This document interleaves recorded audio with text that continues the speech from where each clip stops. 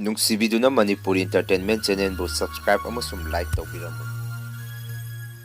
Channel ꯑꯁꯤꯅ ꯉꯁꯤꯁꯨ ꯃꯌꯥꯝꯕꯨ ꯏꯀꯣꯛꯅꯣꯅ ꯈꯣꯏꯔꯝꯖꯔꯤ꯫ ꯃꯍꯧꯁꯥꯒꯨꯝ ꯉꯁꯤꯁꯨ ꯑꯩꯒꯤ ꯅꯨꯡꯁꯤꯖꯔꯕ ꯁꯕꯁꯀ꯭ꯔꯥꯏꯕꯔꯁꯤꯡꯅ ꯊꯥꯕꯤꯔꯛꯄ ꯃꯅꯤꯄꯨꯔꯤ ꯍꯣꯔꯔ ꯁ꯭ꯇꯣꯔꯤ ꯑꯅꯧꯕ ꯑꯃꯕꯨ ꯃꯌꯥꯝꯒꯤꯗꯃꯛꯇ ꯄꯨꯗꯨꯅ ꯂꯥꯛꯆꯔꯤ꯫ ꯋꯥꯔꯤ ꯑꯁꯤꯕꯨ ꯂꯥꯟꯊꯣꯛꯆꯔꯛꯄ ꯃꯇꯝꯗ ꯁꯣꯏꯈꯤ ꯂꯥꯟꯈꯤꯕ ꯌꯥꯎꯔꯕꯁꯨ ꯃꯌꯥꯝꯗ ꯉꯥꯛꯄꯤꯅꯕ ꯍꯥꯏꯖꯔꯤ꯫ ꯐꯔꯦ ꯑꯗꯨꯗꯤ ꯃꯌꯥꯝ ꯋꯥꯔꯤꯁꯤ ꯍꯧꯅꯕ ꯇꯧꯖꯔꯒꯦ꯫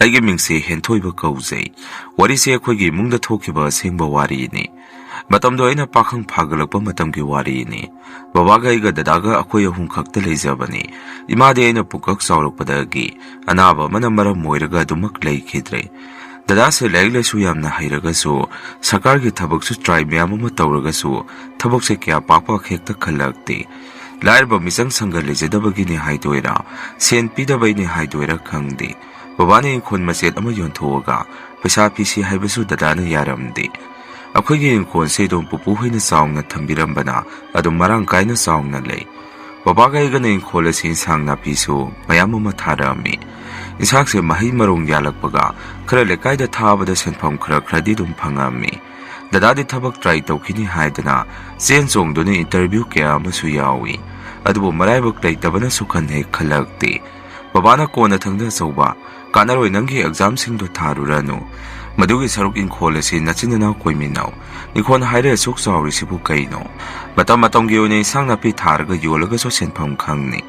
ꯑꯩꯅꯗꯤ ꯕꯕꯥ ꯑꯩꯗꯤ ꯑꯗꯨꯃꯥꯏꯅ ꯇꯧꯒꯦ ꯈꯜꯂꯤꯅꯤ꯫ ꯀꯣꯟꯅ ꯁꯤꯗꯒꯤ ꯇꯦꯛꯂꯤ ꯂꯥꯛꯄ ꯄꯩꯁꯥꯁꯤꯡ ꯑꯗꯨꯒ ꯑꯇꯣꯞꯄ ꯊꯕꯛ ꯈꯔ ꯇꯧꯔꯒ ꯁꯦꯟ ꯇꯨꯡꯁꯤꯜꯂꯒ ꯑꯆꯧꯕ ꯐꯥꯔꯝ ꯑꯃꯁꯨ ꯂꯧꯔꯒ ꯇꯧꯕ ꯌꯥꯏ꯫ ꯕꯕꯥꯅꯁꯨ ꯌꯥꯏꯅ ꯀꯩꯒꯤ ꯌꯥꯗꯅꯤ? ꯑꯇꯣꯞꯄ ꯊꯕꯛꯁꯨ ꯈꯔ ꯆꯠꯀꯗꯧꯅꯤ꯫ ꯑꯗꯨꯒ ꯅꯆꯤꯟ ꯅꯅꯥꯎꯅ ꯇꯥꯟꯕꯗꯕꯨ ꯀꯩꯒꯤ ꯉꯝꯃꯣꯏꯗꯣꯔꯤꯅꯣ?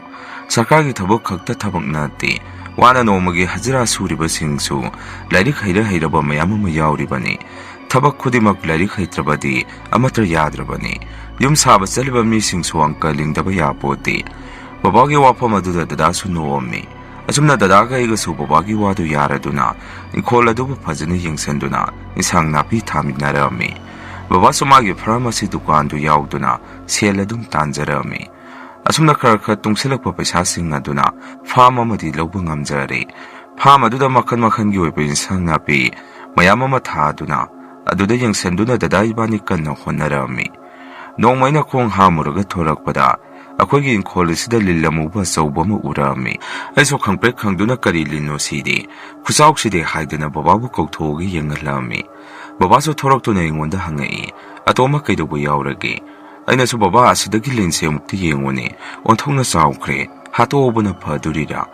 ꯑꯩꯅ ꯁꯤ ꯍꯥꯏꯔꯨꯕꯗ ꯕꯕꯥꯅꯁꯨ ꯃꯨꯟꯅ ꯌꯦꯡꯉꯒ ꯑꯁꯨꯝꯅ ꯈꯨꯝꯃꯛꯏ, "ꯑꯇꯣꯝꯕ, ꯁꯤꯗꯤ ꯏꯪꯈꯣꯜ ꯀꯣꯏꯕ ꯂꯤꯟ ꯃꯥꯜꯂꯤ꯫ ꯏꯪꯈꯣꯜ ꯀꯣꯏꯕ ꯂꯤꯟꯗꯤ ꯃꯕꯨꯛ ꯇꯞꯀꯅꯤ, ꯃꯤꯁꯨ ꯄꯥꯛꯅ ꯆꯤꯛꯇꯕꯅꯤ꯫ ꯃꯣꯏꯗꯤ ꯃꯤ ꯎꯔꯒꯁꯨ ꯊꯨꯅ ꯆꯠꯈꯤꯔꯣꯏ, ꯇꯞꯅ ꯃꯕꯨꯛ ꯃꯔꯥ ꯇꯞꯅ ꯆꯠꯈꯤꯅꯤ꯫ ꯁꯤꯗꯤ ꯍꯥꯠꯄ ꯐꯠꯇꯦ, ꯏꯪꯈꯣꯜ ꯀꯣꯏꯕ ꯂꯤꯟꯅꯤ, ꯑꯗꯨꯝ ꯃꯔꯥꯏꯅ ꯆꯠꯆꯈꯤꯅꯤ꯫ ꯂꯥꯛꯑꯣ, ꯅꯌꯥꯝꯕ ꯊꯣꯛꯂꯛꯑꯗꯤ ꯍꯥꯠꯀꯦ ꯍꯥꯏꯔꯛꯀꯅꯤ."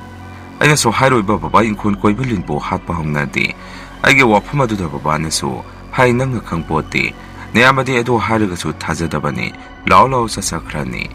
ꯕꯕꯥꯅ ꯑꯗꯨꯝꯅ ꯍꯥꯏꯔꯤꯕꯁꯤ ꯗꯗꯥꯗꯤ ꯇꯤꯟ ꯀꯥꯡꯕꯨ ꯎꯕ ꯌꯥꯗꯦ, ꯃꯥꯗꯤ ꯍꯦꯛꯇ ꯍꯥꯠꯇꯣꯛꯀꯜꯂꯤ, ꯂꯤꯟ ꯎꯔꯕꯁꯨ ꯍꯦꯛꯇ ꯍꯥꯠꯂꯤ꯫ ꯃꯗꯨꯗ ꯕꯕꯥꯅ ꯏꯪꯈꯣꯜꯗ ꯆꯪꯉꯛꯄ ꯂꯤꯟ ꯄꯨꯍꯥꯠꯇ ꯍꯥꯠꯀꯅꯨ ꯍꯥꯏꯔꯝꯃꯤ꯫ ꯑꯗꯨꯕꯨ ꯗꯗꯥꯅ, "ꯕꯕꯥ, ꯃꯣꯏꯅ ꯆꯤꯛꯑꯒꯗꯤ ꯑꯩꯈꯣꯏꯁꯦ ꯁꯤꯗꯣꯏꯅꯤ, ꯃꯣꯏ ꯁꯤꯕꯒ ꯑꯩꯈꯣꯏ ꯁꯤꯕꯒ ꯀꯅꯥꯅ ꯐꯒꯦ?" ꯍꯦꯛꯇ ꯈꯨꯝꯃꯛꯏ꯫ ꯃꯇꯝ ꯈꯔꯒꯤ ꯃꯃꯥꯡꯗ ꯗꯗꯥꯅ ꯅꯨꯡꯁꯤꯅ ꯂꯣꯏꯖꯕ ꯉꯥꯅꯨ ꯈꯔ ꯂꯩꯔꯝꯃꯤ꯫ ꯉꯥꯅꯨ ꯑꯗꯨ ꯅꯨꯡꯇꯤꯒꯤ ꯑꯃꯃꯝ ꯑꯅꯤ ꯁꯤꯔꯛꯄꯗꯒꯤ ꯗꯗꯥꯁꯨ ꯌꯥꯝꯅ ꯅꯨꯡꯉꯥꯏꯖꯔꯝꯗꯦ꯫ ꯅꯣꯡꯃꯗꯤ ꯃꯅꯤꯡꯗ ꯂꯤꯟꯅ ꯉꯥꯅꯨ ꯃꯆꯥ ꯑꯃ ꯌꯣꯠꯅꯕ ꯇꯧꯔꯝꯂꯤꯕꯗꯨ ꯃꯗꯨ ꯗꯗꯥꯅ ꯊꯦꯡꯅꯔꯝꯃꯤ꯫ ꯑꯗꯨꯝꯅ ꯗꯗꯥꯅ ꯂꯤꯟ ꯑꯗꯨꯕꯨ ꯂꯣꯡꯅ ꯊꯤꯟꯗꯨꯅ ꯍꯥꯠꯇꯣꯛꯑꯝꯃꯤ꯫ ꯀꯣꯟꯅꯗꯤ ꯂꯤꯟ ꯑꯗꯨ ꯁꯤꯔꯕ ꯀꯥꯟꯗ ꯕꯕꯥꯅ ꯌꯦꯡꯉꯨꯕꯗ ꯂꯤꯟ ꯑꯗꯨ ꯑꯣꯝ ꯊꯥꯗꯨꯅ ꯂꯩꯔꯝꯃꯤ꯫ ꯂꯤꯟ ꯑꯗꯨꯁꯨ ꯈꯥꯔꯧꯅꯤ꯫ ꯕꯕꯥꯅ ꯗꯗꯥꯗ ꯑꯆꯧꯕ, "ꯁꯤꯗꯤ ꯑꯣꯝ ꯊꯥꯏ, ꯂꯥꯏꯒꯤ ꯂꯤꯟ ꯑꯣꯏꯒꯅꯤ, ꯂꯥꯏ ꯑꯃꯨꯛꯇꯪ ꯈꯣꯏꯔꯝ ꯊꯣꯛꯄꯅ ꯐꯒꯅꯤ."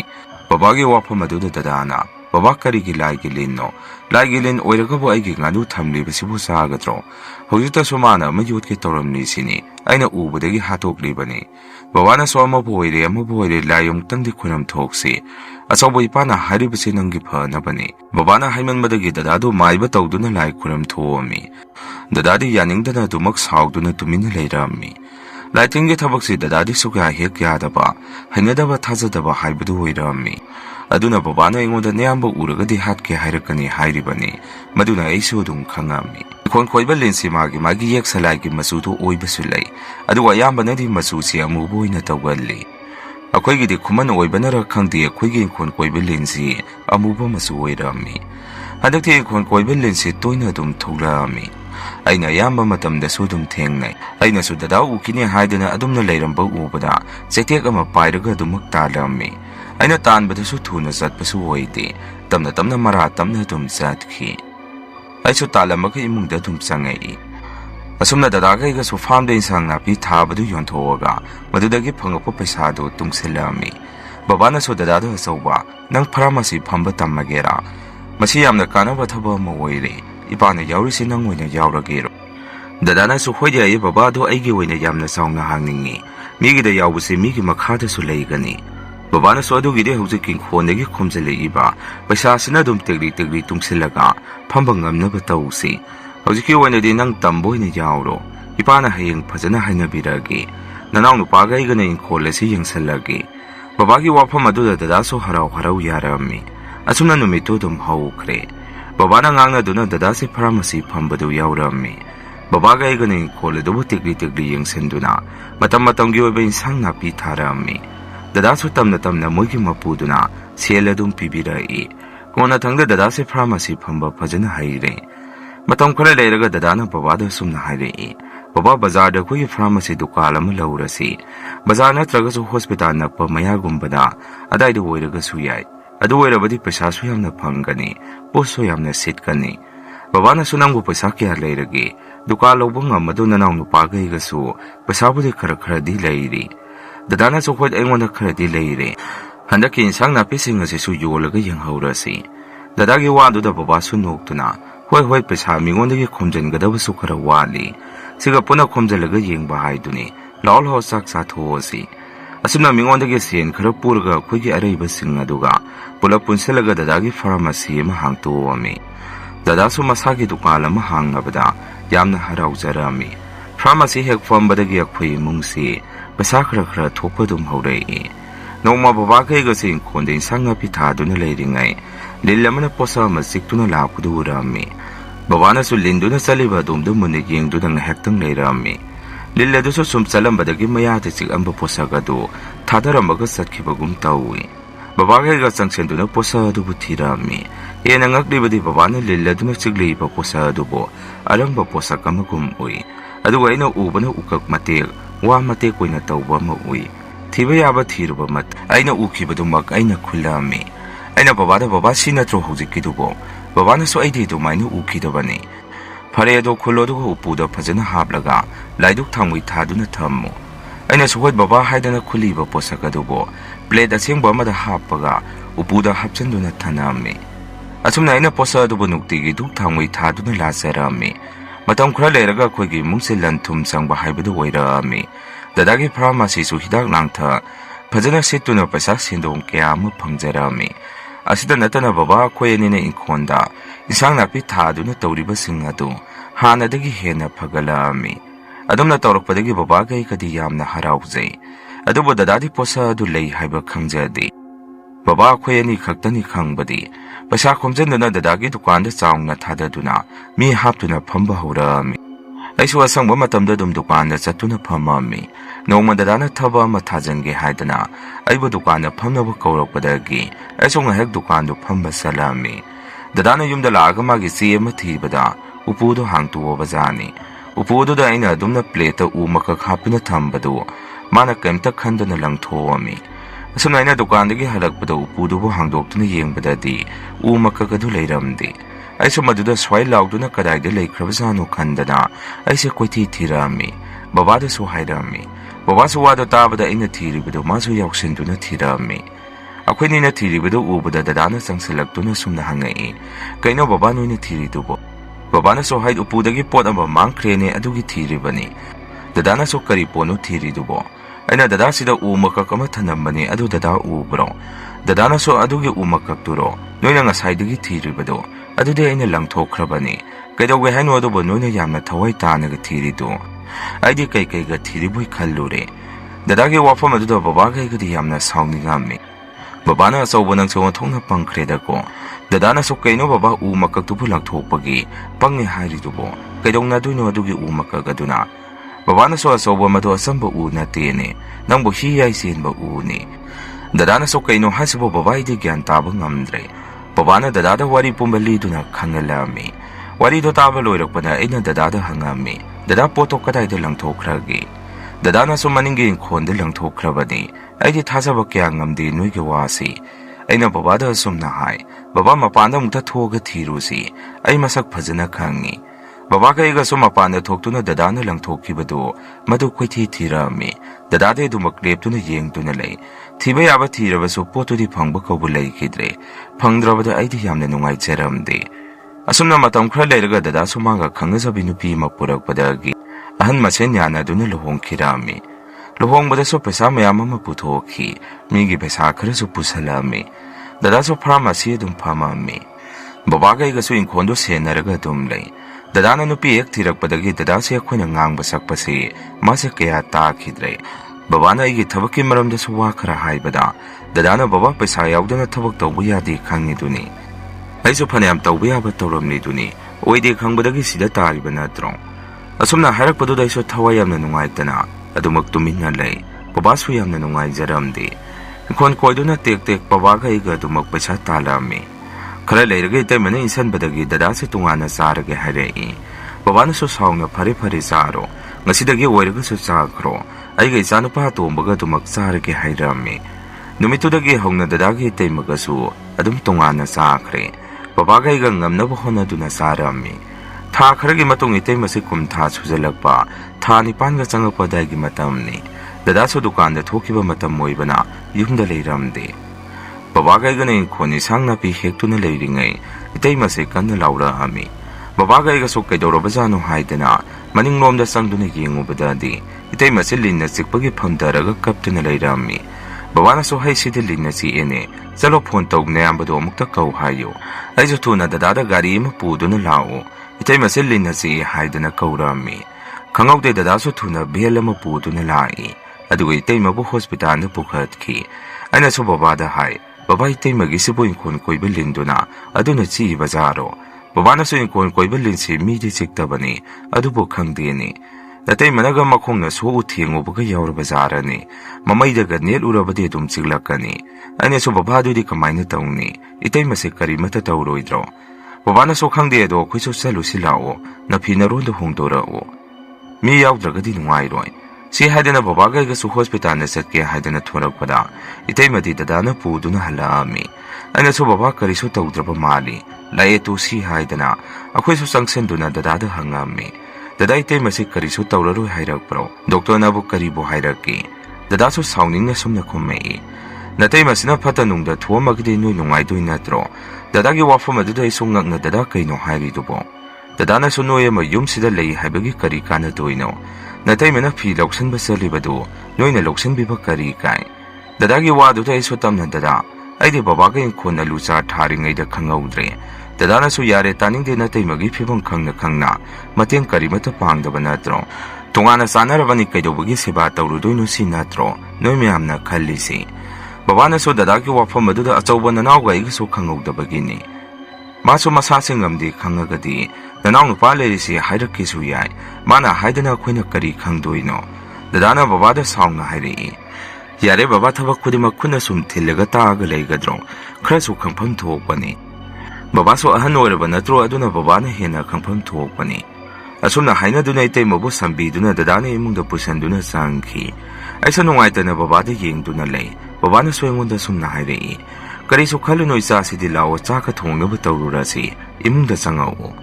Numi khrani leiraga khoina thaba ama salurga halakpada. Dadasi imungdagi long paiduna thorei. Dadagi matawduda babana thuna changsenduna. Dadabu khamammi. Achauba nangido kaidaudoino. Dadana lilama maningda lehawi. Adu haluge tawbani. Halaudragadi mi amuk siglakani. Babana achauba nang hudi jiba panba mata hatpa yaba natene. Nasasina mamit mamay pangdri pawdi. Dadana so babadu di noi thainage wari ni. Hujikti adugumba mata leite. Hando olin galoina selamba tare. Babanasu achauba nang gyan amukta taako. Nangna adu haluba yaba nate. Ikhon koiba lin ko oiramagadi kamdauni. Munna mukta yengkisi. Dadanasu saungna baba kaigino. Lin bunoy adu kyamna yukning ito. Noy da siktribani na noy karimata kanbide natro. Akwai de chi abani na uri ngay sida halahurage. Asumna dadase khamba yadadana dum thoki. Dadase maning da salurga muksangak tuna sumna hale. Noy hek ngangnari ngay da leiramdre dana se. Handang mukasang nagadi ay dinatay charur hat kradabani. Babana so kamay na ngang na duino masiya ngang sibo. Karam ka na gyan tarak tuino suibo. Ay na so babatam na dung ngang na bayan ni si. Lao imong da sang nga si. Asumna kway so imong da sang aga sa ising thong doon sa thoga po tanarami. Numito hokre ayung at tahawaraga babagay ka si farm da salami. Isang napit habaya ba tajalami. Ngayag yung saluraga nung sahigalag pa duda. Babagay ka so yung dahalay. Asumna yung dahalag pa dadana tawri ba do babagay ka na udo na. Sang doon na yengami. Sang doon na yengo ba dadi dadana yung kun ko'y bililado. Hato na layrami. Babana lilado ubada ismang nita na. Si haraga kokpay doon na baba sa makada pamdaki. Dadana so kayo no tawri doon na. Baba lilahalaga kari mang lagi. Nakasunoy na hat kiyadi. Ay naso dada sila yung kun ko'y balini. Ate liluwi laga di karasupay. Itay maso angang unadri pawdi. Ziba pan bahat kanuhay raga. Ikon ko'y balin si hatu o boyle. Sili kamay na taong ni. Dada na so kayo no karay dagi yung kun ko'y bano. Lila sa upuda sinatsiya gadi misi roidro. Baba na so saw nga asawa. Nang si karamkan na gyan tarakani. Ikon ko'y balin si halaga nang ikarika na bapanggi. Paglag ka daw riba na sa sila patanong da tokla ba di nang bukam daw doy no. Dada so babaki wa do da sumna makatari. Baba si bo asing maging kon ko'y balilo. Ado di kamay na taong ni. Ado di ayan na suway kraba mali. Baba nga haktang sawning mandala ay nahalure. Baba na so lai kura maga pajana ni jay hay jay. Suway kri hay da na iswara do da. Dada so pakato na baba da hay jaray. Baba na panaba karasin biyo. Lai kura masay hay bado kuram tosi. Baba iyam na suway kri.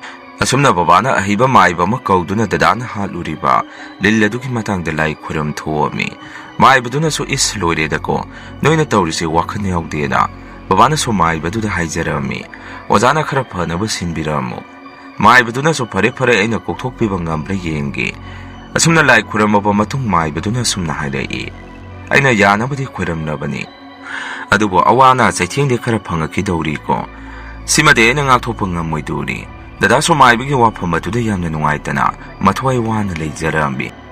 Asumna matong kre leiraga itay maso angang unanaba hospital da pukhat kre. Babana so asway ngam yaugdana ba iswarbo kweram jarami. Dada so numito yamna pakhalse. Asumna itay maso angang unaba pusang kraba matong akoy so mapanda ngay dunalay. Ngayag leiraga angang nupa amapo haydana doktor na pao pirei. Dada na itay mapo hango bada mamati kanbang amdre haylai. Wada tabada dada se suki mati kapami. Babakay ka sunungay tanaging narami. Itay magi asibag sangdo putaraga. Aroy ba mataw mga matong pangtokre. Asumna dira karma suloy kre babakay ka na angang dubusiyan narami. Dada di masado mapang kuring ungdo na angaw bugong naiki. Pogli ba angang ada sumaray hekek tamilin gimawongda. Wangang mada sumayek sing nangang ba nga mamdi. Masagi pibam ubada dada di itong kapami. Hawdikti angang do sa oris kuncho chat pa hauri.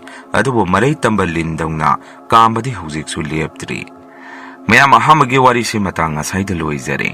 Aniso ba wari si mukmayam da kudon tamzari. Wari si nga sidagi sa hitarani tuy muki mamangda. Aygi imong da toki ba wari ni. Aygi silinaw sinupa ngakta aniway rami. Itakti yamba malay ay natamo hayda na dumkawi. Tamo gay kasi sahi kara dum kenay. Ay ngondagi sahi mga rom di hali ko'y tamo na. Maramas na tamo na isi yam na luna su tawirami. Imapabong ani su tamo iba ni buyam na nuksibirami. Ako'y gay mo nga si yam na nungayay pabamag na trabaso. Adum saba tapawata na ing nasig na layrami. Pabong su sakagi tapa matawrami. Maramas na set pasaba su ining na dum tamami.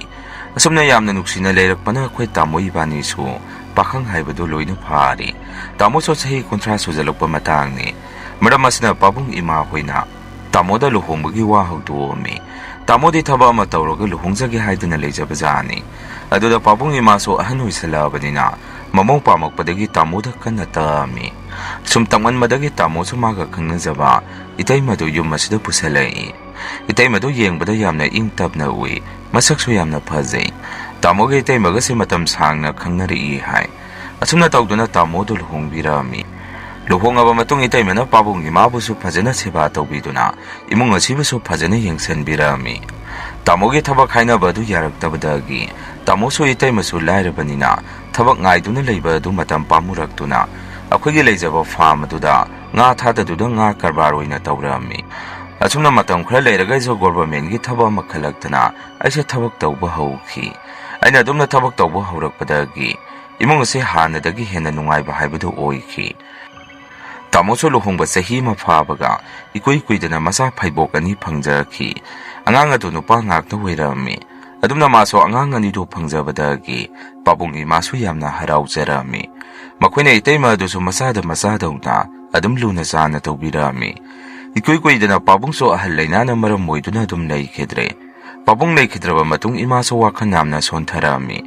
Amadi pabungi phiroi loibaga imana ingonda aiso luhongnaba tawrasi hairei.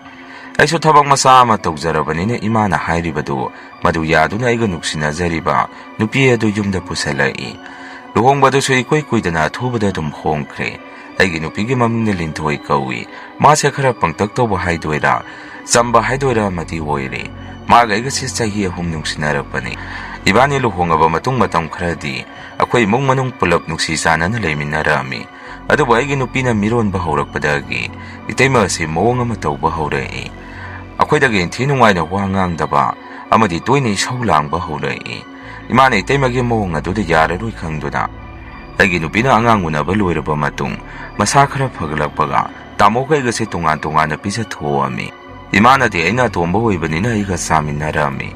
Asumna tawdana tongana sabadagi Itemasu kya isaude langkhidre.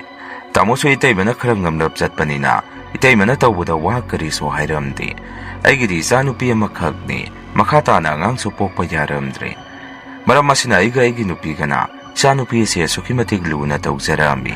Aigi sana sahi taruk hairpa matamne aigi sanupi si babongnasu yamna luna tawrami. Amadi tamonasu masanupi yaujadabanina yamna luna masada masagumna dum luna tawje. Tamogi masa anidusu chawre masaksu mama mapa phajabanina angang anidusu yamna phajai. Aduga mabani di boarding da dum thamkhre. Amomuk suti thorakanda yumda thorakpani. Asumna tawduna matam kharasu dum haukhre. Nomai numit ama Itemana aigi chanupi thoibi asi kauduna khoigi kada sangarki. Maduda aigi nupina su isa thoibi noi masawbina kaurene haidana kauthomi. Isa thoibi su taraduna TV karumdagi kari haige masawbi haidana khumduna chenthorei. Maduda Itema sina makuta parpa laidabi adu aigi chanupi da pirami. Aiso ingangang Itema da yengami. Maramda Itema sina nongbata aigi sagini haidana karigumba amata leirakhidri. Hoi tamuna budi dum harau kumhai lakpada isagini haidana pochai phirona chingba dum thonbi. Numitu da aigi nupina ise kaidagi laidabino onthokna bu phajakhre. Itemana mokho aidu ngasai ipamda chalubani. Aduda halakpada bazar su changakpa. Jang napi khara yenge haida. Aduda laidabi ase yonduna leramba thengnabadagi. Madudagi isa thoibi se khangning hek ningsingaktana aina magidamukta leirakpani. Si haidana aigi isagi makokta nusina nanthaduna icham chamna khumai. Aina so Itema ado tamodi halaktribu hangami. Itemana so halakkrabani khumai. Maduda aina so tamodo magi nga adu pharagadi aiga thabak tawminaba imanaba amana makoi mayunggi angangi jaiga tawbada changdawriba nga adu tamodagi oina leige hai. Itemana adudi noi tamoda hangdragadi khangoine. Phare ngaside noi tamodo ware haidana hiphauribani. Hayeng oina ngata wari sanaro. Aiso doda khoi thaiduna khumami. Ngaiga dumna wari sanaraba matung Itemana aigi nupido wansanduna. Adudi lenthoi ai sangkhrage. Numidangi sai sing khonarurage. Noisu noigi tawdaba thabak tawjaro hairamaga dum sangkhre. Aigi sanupidu so harau Itemana piramba laidabidu. Adu konduna TV yengba sangki. Asumna matam khragi matung aigi sanupi se marakta ahingda mangaknaba haurai. Aduga amaromdana Itema khoigidi khara toina makhoigi insang haubusu thonggalli. Aduna akhoi insang adum toina lalai. Aiga aigi nupigadi karisu khandana makhoina lalakpa insang adu dum harau sarami. Akhoi thongba kanda su makhoida insang adum lali. Asumna matam khara haukhre aigi sanupi adusu ahingda magaknabadu dum toisalai. Aduga amuba ma ui haidana numidang khudingi pukhapta kapa amasu tawi. Tanja asida ima sokana masang ngamselakti. Aigi nupisu imagi mukhona, imungi mukhona yamna wajarami. Asumna matam khra imado yamna kanna naramaba matung, ikoi kuidana muksu laikidre. Silena wani tauruga imagi mathau mungamdo phajana pangthokpirami. Ima chakraba matung aigi imung asi mathak makha olai. Aiga aigi nupiga su tatana khanarami. Amadi isa nupidosu nongma nongmagi mayang asu masung kangsalakpa amadi ahing tumba kijay haidana tumu yadaba sak sabada maray tawba kaya ama tawba haurai. Aigi nupisu isa adugi wakanda mathway yamna nungayjaramdi. Hanadi isa nupisi masamaw yamna parami amadi yengbada yamna nungsirambani. Haujiti kususu ising singdabago amadi mayang sumsum kangsalakpa karino matawba haurai. Matamdi sum hauki imagi tha pharakpagi usop katpagi matangsu yaurai. Maduda tamono usoki matangda wa hudoraki. Usobado tamodi yumda katpa pamamki. Ainadi isa masana aduna leibanina yumda katpa harido pamamdi. Maramdi yumda katpa haribasi usopta changdoriba pochai leithoklesin amadi laigisu soidanaba tawrakadabanina aduna isu tamoda handaki usopasidi laifam amada oina kallasi isasu masangamdabasida nungaitre hairami. Tamoso haipe khanduna phare dumaina tawrasi khumai. Adumna hainarba matung tamona isa nupisi doctor da mukta phajana yengthokpiyo angang ase haigumna handakti masase yamna sona ure hairai. Itaimana so yamna nuksine isa da yengaga tawrisi yengone hanadi masamau yamna pharambane. Hojiti masase yadre kaino noibo doctor ga do khara tana khotana tawba yadro. Aisha tawriba mawng aduda kari haiduno khangdadana hoi taimaisu imagi usobasi loibaga doctor da yengage haidana khalamini. Tamona mokhan mana kanaro ethuba matamde yengthoknaba tawsi. Adumna isagi fiba maduk sum yengba nungairektabadagi aina imagi usobadu hek loibaga doctor da puduna yengbirami. Doctor na so chaning thangning naba masa phagalaknaba hidak kaya ama tharei. Adubu madu punamak ariamba taki kan kanaramde. Aigi nupina atopa doctor da sinduna amukka hana yengsi haibadagi. Atopa doctor kaya ama sinduna yengami. Adubu hanagum karisu kanaba phangkide. Asuna matamdi sum hauki. Aigi sadi phagalakpa kauba leite. Hena phibam soksalakpagum taurei. Mathanda leibakan murung kanagumba amaga wari saduna leiramba.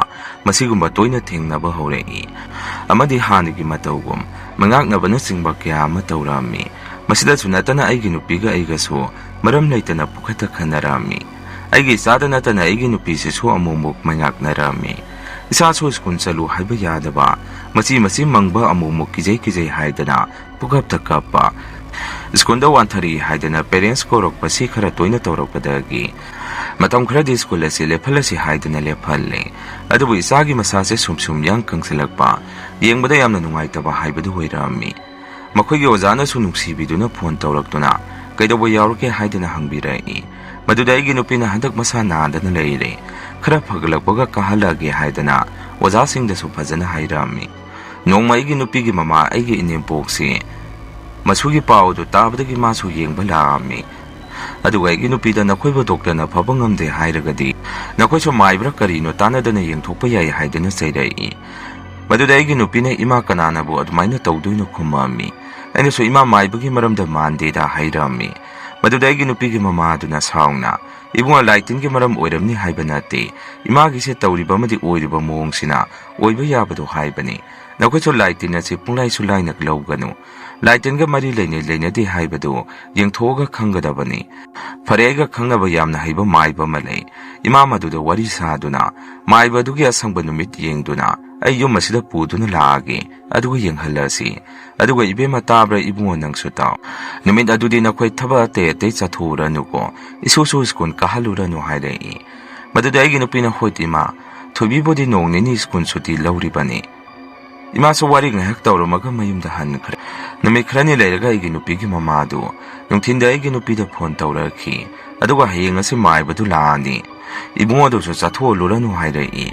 Aina thabak khalakpada aigi nupina imana phone tawrapagi warondo tamai. Asumna kwasu imana hairambadagi imagi wadu yaduna maibadu laktuna ngairami. Maibadu imaga tawraga puna numidang wairam maduda laami. Maiba purakpa aduda itaimadu saubagi mungda haipet ui. Aiso adumna isam chamne itaimana yumasda maiba purakpagi lana khalibra haidana khantuomi.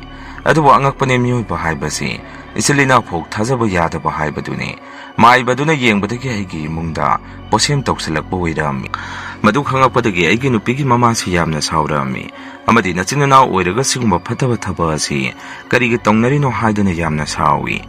I want the Jackson de Yumpan by Basiam the Lubani, Adamina I want the Suyamna Sede. I should Taza the Vagaka Anga Pahiba the Oiki. I get opinion Imabus how to never team do not. Itaimahoy the Isana Karapagalak tripo, Walker is so high the never team on me. Adamna Igin opinion Pazana high badagi, Imasos how would do paraduna, Mayum the Dum Hanki. My Baduna seemed to leave Missa Dugistar Masak Mawong, Matawado hang bada, Maduda dum Itaimani high Basitum Kanki. Some Nagin Pigi Mamaga Tauduna, my Baduna Imungas a cocktop sang top without me. Amadi lies on the mid of her Bama Ying do not quit a mammy.